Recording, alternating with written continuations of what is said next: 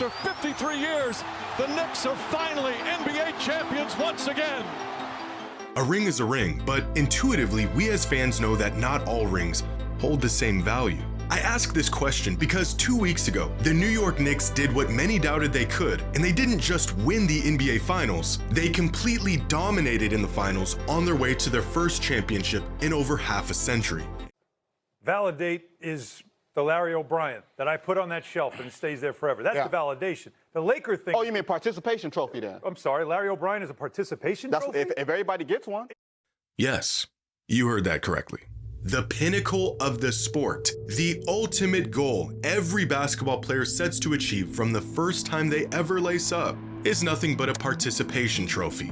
This, my friends, is a symptom of ring culture. When nothing matters but hoisting the trophy at the end of the season. Not all rings are created equal.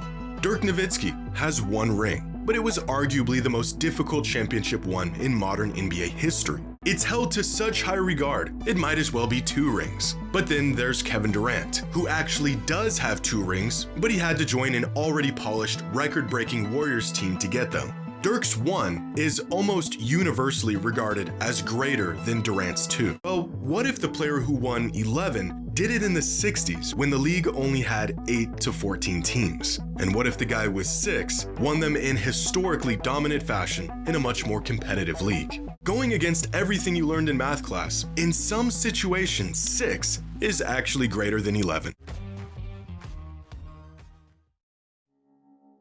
I think winning a guy winning 3 rings now in the 2020s with especially the second apron stuff, and I think it would be even in a weird way more impressive because everybody's better at putting together a team, and we also have more high-end talent, right? Winning a ring in today's NBA is more difficult than it was in the past, and the weight a ring holds depends on how difficult it was to obtain. Are we reaching the point where the NBA is so competitive and so deep that 2 or 3 rings can be as great as 6? Here is a timeline of players who had the most rings in the NBA in any given season, dating back to 1969 when Bill Russell won his 11th championship, a record that still holds up today and will more than likely hold up until the end of time. 7 different teams won a championship over the course of the decade, and so going into the 80s, the active leader in rings had just 3.